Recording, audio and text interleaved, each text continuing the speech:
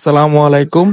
শীতকালে বকফাকি ধরার একেবারে 100% কার্যকরী এই পার্টটি আমরা তৈরি করি, আর আপনাদেরকে দেখানোর জন্য, শেখানোর জন্য। যদি আমাদের ভিডিওটা দেখে যদি আপনাদের কাছে ভালো লাগে তাহলে অবশ্যই চ্যানেলটি সাবস্ক্রাইব করবেন। আমার নতুন চ্যানেল, আমার ফার্স্ট ভিডিও এটা। আর অনুরোধ রইল পুরো ভিডিওটা দেখার জন্য, কারণ পুরো ভিডিওটা না দেখলে আপনি কিছু বুঝবেন না। ইনশাল্লাহ আপনি এই ভিডিও থেকে এই জিনিসটা শিখে ফেলতে পারবেন।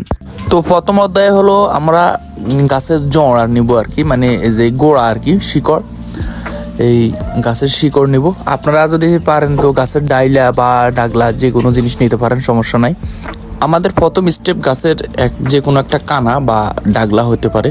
তো আপনারা শিকড় নিতে পারেন, যে কোনো জিনিস নিতে পারেন, এটাতে কোনো সমস্যা নাই। তবে একটু সমান তিনোটা যাতে একটা মিল থাকে, এই মিলে একটা জিনিস নেওয়ার পরে ধরেন এই জিনিসটা বানাইলে অনেক সুন্দর এবং মজবুত হইব, কথা বুঝছেন। আর গাছের শিকড়গুলো, এদেরকে মানে আপনারা শিকড় বলেন, এই শিকড়গুলো অনেক স্ট্রং হয়। তো আমরা শুরু করি, আপনারা দেখেন। আর কোন কোন জায়গায় কি করতে হবে আমি ভিডিওতে বলবো, মনোযোগ সহকারে দেখবেন। তো আর কি শুরু করি, সবাই দেখেন।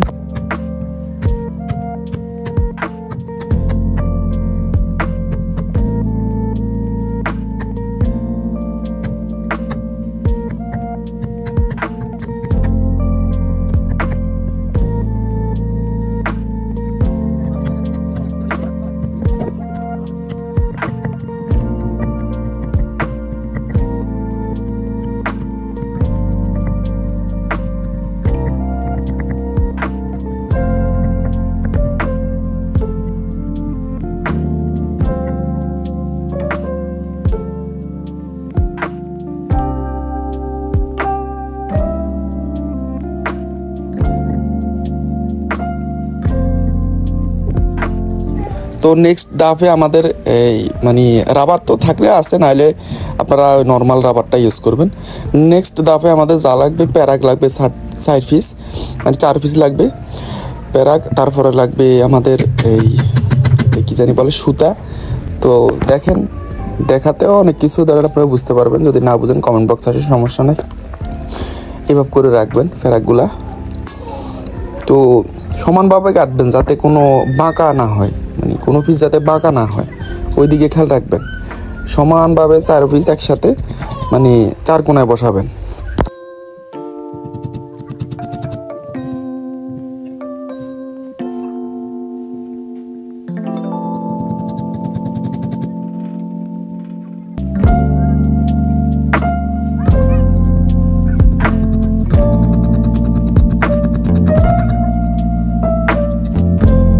তো এবার বাঁশের কানা দিয়ে আর কি যে মুখটা বসাবো, আপনারা তো দেখতেছেন।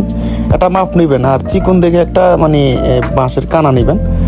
তো বাঁশের কানাটাকে একেবারে স্মুথ ভাবে মানে সমান করে কাটবেন, যাতে মানে এক কিনার একটু উঁচা থাকে আর একটু সাইডের কিনার পাতলা থাকে। তো ভিডিওতে দেখাইতেছি, সমস্যা নেই। আপনারা যদি তাও না বুঝেন, আমি তা আছি। আর এই ফাটটা অনেক সুন্দর, আর এই ফাটটা দিয়ে অনেক সুন্দরভাবে বকফাকি শিকার করা যায়। আপনারা তো অনেকে জানেন, আবার অনেকে জানেন না। যারা জানেন না তারা অবশ্যই পুরো ভিডিওটা দেখবেন। আমি কিছুক্ষণ পরে খোলাসা করে সব কিছু দেখাবো, সমস্যা নেই। আর রাবার নেবেন 3 পিস। সামনের ওই যে ফেরাগের একেবারে সামনে যে রাবারগুলো দেখতেছেন, এখানে 3 পিস লাগানো। তো পুরো ভিডিওটা দেখেন, দেখার পরে আপনিও অবশ্যই ইনশাল্লাহ পারবেন, সমস্যা নেই।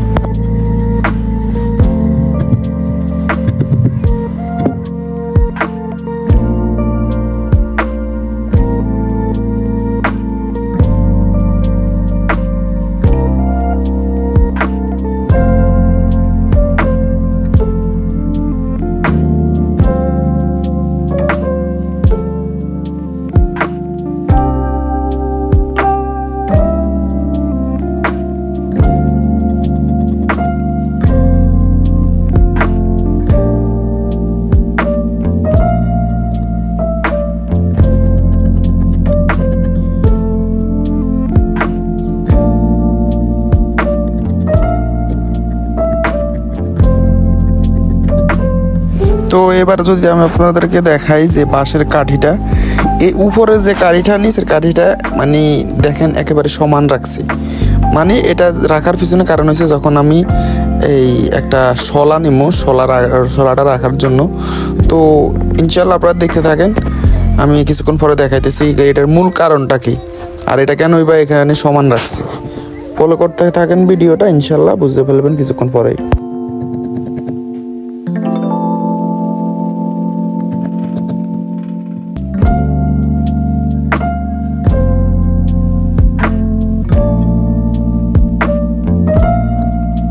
তো গিট্টু বা হরকা, আমি হরকাটার গিরাটা দিতেছি। তো আপনারা যদি দেখেন, এটা নর্মালি যে হরকাগুলা মানে মানুষের পাখি শিকার করার ক্ষেত্রে এটা ইউজ করে।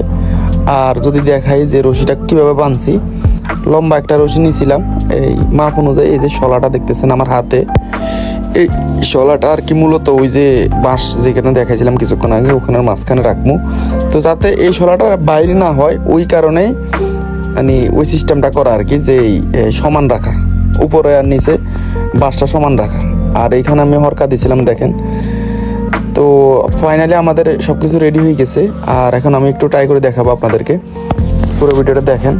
আমি একটু ট্রাই করতেছি আমার ফাঁদটা কতটা কার্যকরী হয়েছে। তো আলহামদুলিল্লাহ আমরা খুব সুন্দর একটি ফাঁদ তৈরি করে ফেলছি। আপনারা দেখলেন যে এই যে শলাটা রাখতেছি, ফলো করেন। এই মূলত শলাটা যাতে বাইর হয়ে না আসে, এই কারণে আমরা এই দুই পাশ সমান রাখছিলাম। ফলো করে রাখবেন যে যাতে বাহিরের সাইডে না হয়, ভিতরের সাইডে শলা। তো এই আমাদের হরকা দেখেন আমার হাতে গিট্টু খাইছে। তো আমি এখন ফাইনালি দেখাইতেছি, আপনারা সবাই দেখেন। খুব সহজ এবং খুব সুন্দর একটি ফাঁদ আমাদের তৈরি হয়েছে, আপনারা অলরেডি দেখতেছেন। আর এখন আমি টেস্ট করব যে এটা কতটা কার্যকরী। তো আপনারা সবাই দেখতেছেন, হাত লাগাইছিলাম হালকা, কোথায় যায় গিট্টুটা খাইছে।